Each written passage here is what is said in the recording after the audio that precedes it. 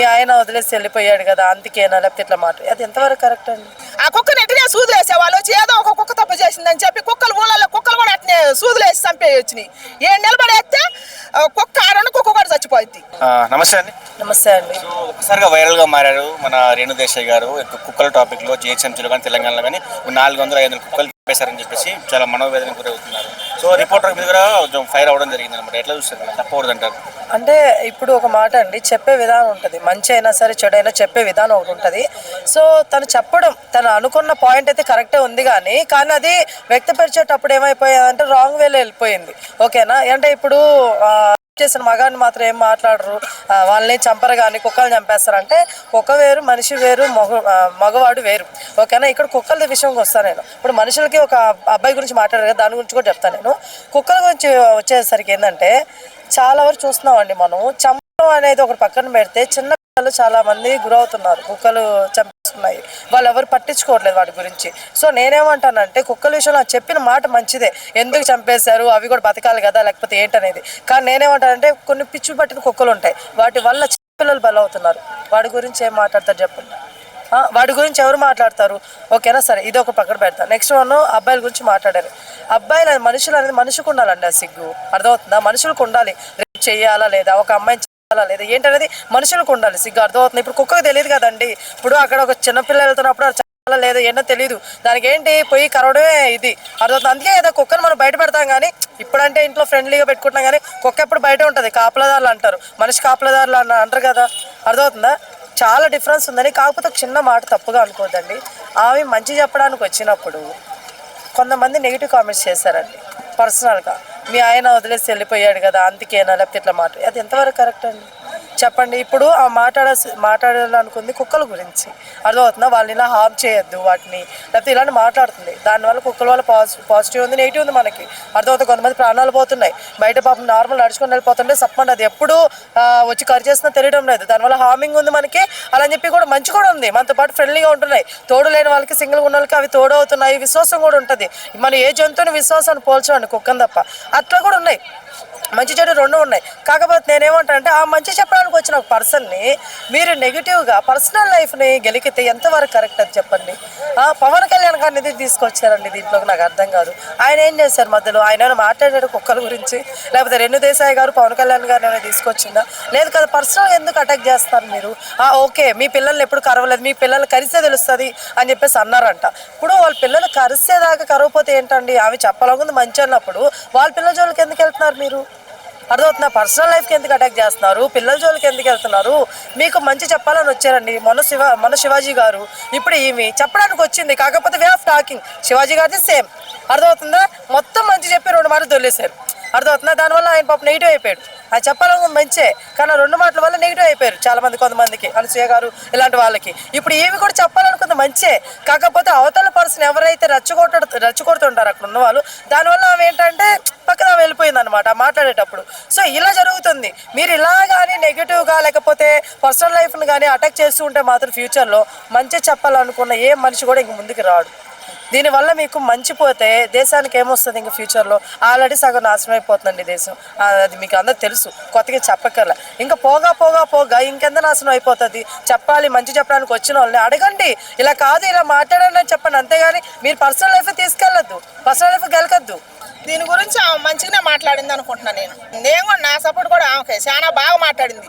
ఇప్పుడు కుక్కలు కాబట్టి వాటికి నోరు లేదు కాబట్టి అవి తిరగలేవు, కాబట్టి అవి తిరగబడలేవుగా. తిరగబడి తిరిగి అడగలేక గవర్నమెంట్ ప్రెసెన్స్ లేక ఇప్పుడు కొంతమంది డబ్బు ఎత్తే కేసులు కూడా కొట్టేస్తారు. రమ్మవు ఎంత తప్పు చేసినా, మనుషులను చంపేసినా కూడా డబ్బు ఉండదు, అది బాగా సాగుద్ది. మరి ఇప్పుడు కుక్కకి డబ్బు లేదుగా, దానికి నోరు లేదుగా, దాని నోరు లేదుగా అడగటానికి. అందుకని ఒక కుక్క తప్పు చేస్తే 100 కుక్కలను చంపేస్తాను. మరి మనిషి జాతిలో కూడా ఒక మనిషి తప్పు చేసిందని అందరిని చంపేస్తానరా? లేదు కదా. మరి లేనప్పుడు మరి మన జాతిని మనమే కాపాడుకోవాలి కదా.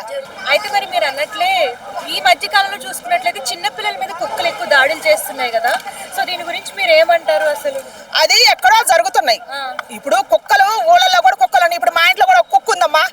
మా పిల్లగాళ్ళు చిన్న పిల్లగాళ్ళప్పుడు ఒక కుక్కను పెంచిన, ఇట్లనే సూదులు వేసేది ఇట్లనే జరిగింది. మా పిల్లగాడు బడికి పోయే సొక్క వేసి కూడా దాన్ని పక్కలో పండబెట్టుకునేది, వాడు కొనుక్కొచ్చుకునే కురుకురులు కూడా దానికి తినిపించేది. ఆ కుక్కని ఇట్లనే సూదులు వేసేవాళ్ళు వచ్చి ఏదో ఒక కుక్క తప్పు చేసిందని చెప్పి కుక్కలు ఊళ్ళల్లో కుక్కలు కూడా అట్నే సూదులు వేసి చంపేయొచ్చినాయి.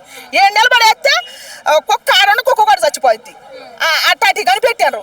మరి అట్లనే క్రిమినల్ కూడా కనిపెట్టొచ్చుగా. మన దేశం మీద చాలా సేవలు ఉన్నాయి ఇక చేసేయి. అట్లనే కనిపెడితే మన సమాజం బాగుపడుతుందిగా, మనం అందరం బాగుపడతాం కదా. అదే ఆమె అడిగింది. తెలివి ఉండాలకైతే అర్థమైంది.